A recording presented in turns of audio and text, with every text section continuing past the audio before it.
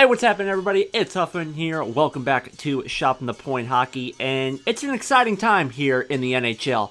The Vegas Golden Knights, they have their rosters set. We went through the expansion draft. The NHL draft also went down, and we had a couple big trades made during the NHL draft, and free agency hasn't even happened yet, and we all know how insane free agency was last year, and I can't wait to see how free agency goes down this year.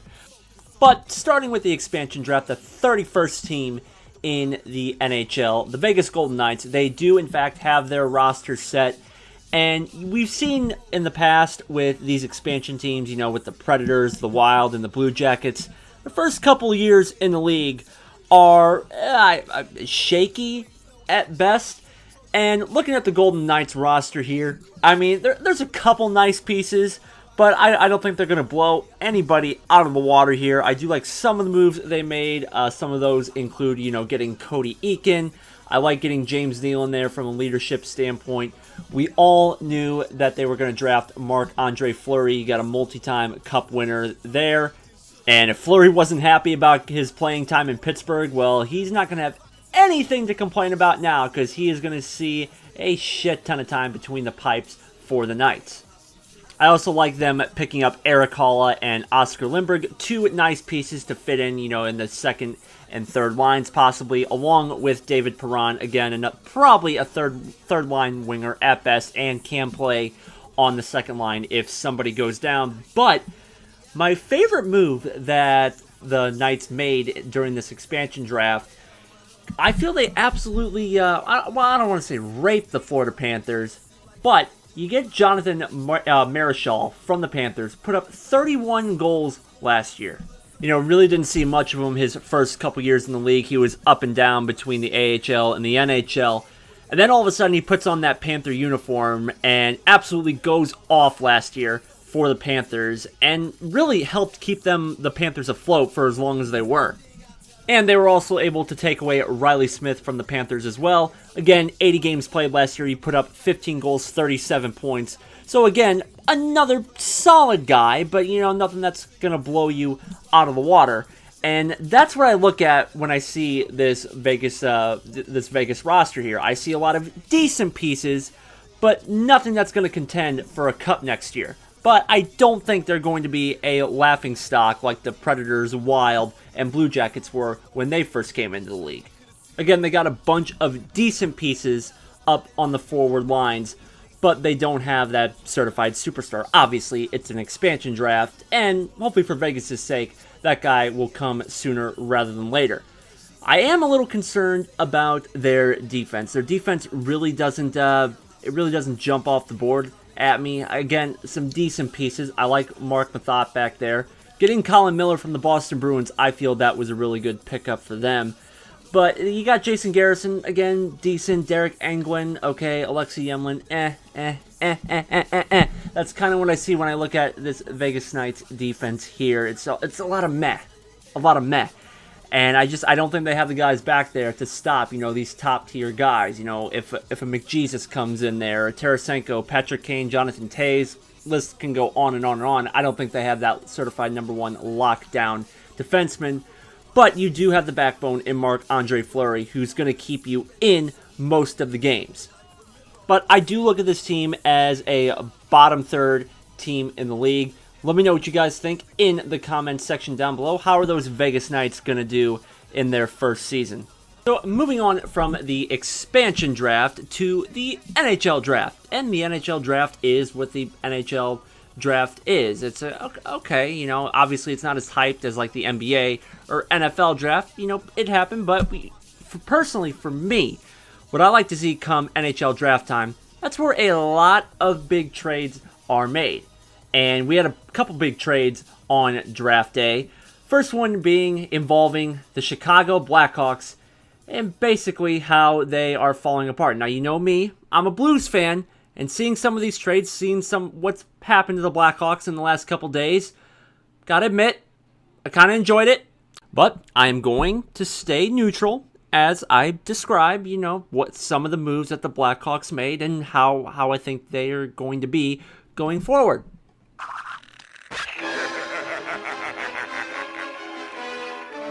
Yeah, so it starts off with the big one, with the Blackhawks sending Artemi Panarin, the bread man, to the Columbus Blue Jackets for a returning Brendan Saad. Now, not taking anything away from Brendan Saad, but I think we can all agree that Panarin is the far better talent here. Now, that's not taking anything away from Brendan Saad. He is a very good player, good guy to have in the locker room, but Panarin is just so dynamic, and he's made it be known that he's just going to let him go. He's going to let Panarin do his thing and, be that superstar goal scorer for the Blue Jackets.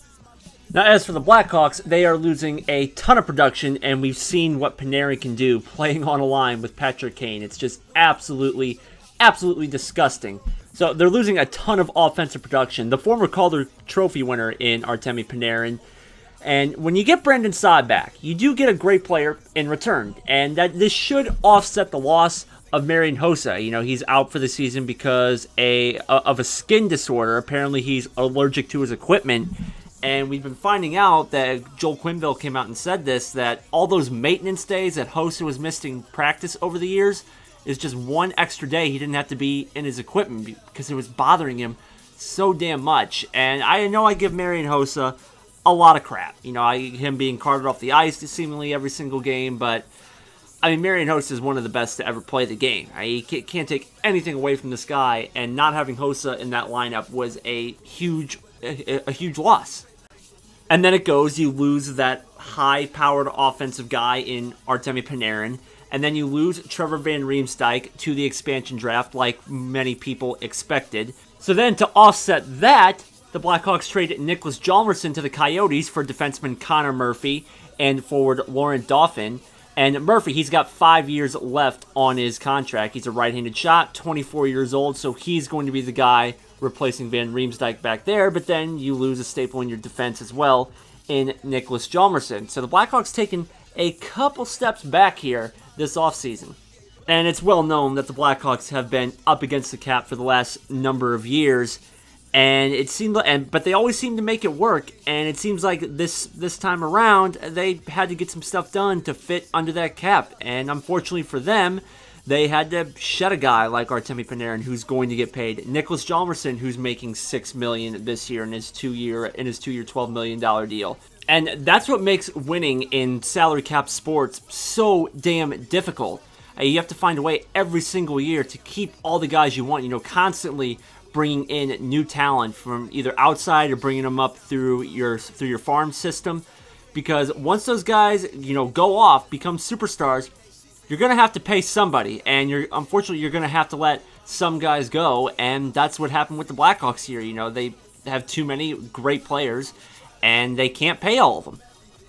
All right, so now switching gears to a couple trades that my St. Louis Blues made, and I feel have made them a much better team.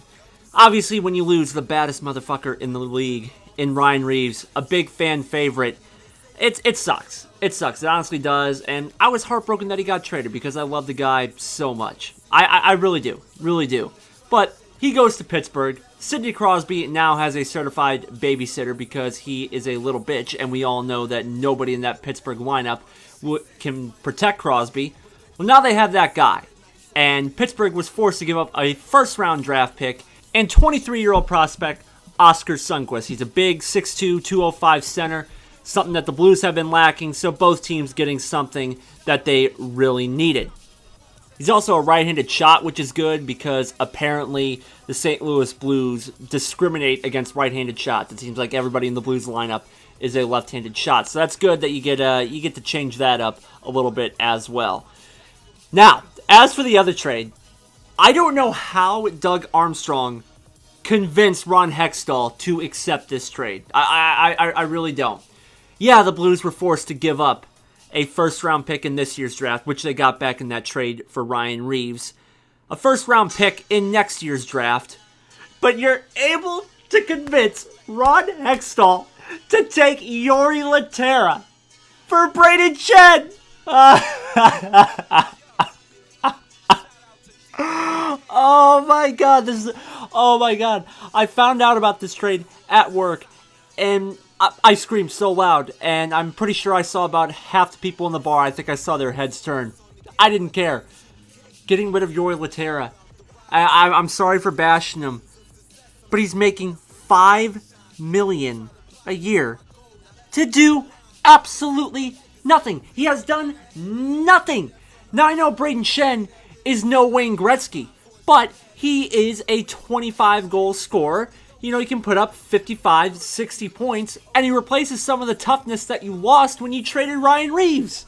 And you still got a couple years of control for Brayden Schenn, and him and Lehtera are basically making the same amount of money. I just don't get this from the Flyers' standpoint. Yeah, you get the 2 first-round draft picks, but Jori Lehtera still has a number of years left on his contract as well, and he is nowhere near the productive player that Brayden Schenn is. I'm just absolutely ecstatic about this. The trades that the Blues made, they are a far better team than they were a couple days ago. But that's what I think. Let me know what you guys think in the comment section down below. Thank you for that gift of a goal right there. Or shoot me a tweet at JeffHuffman87. Let me know what you guys think.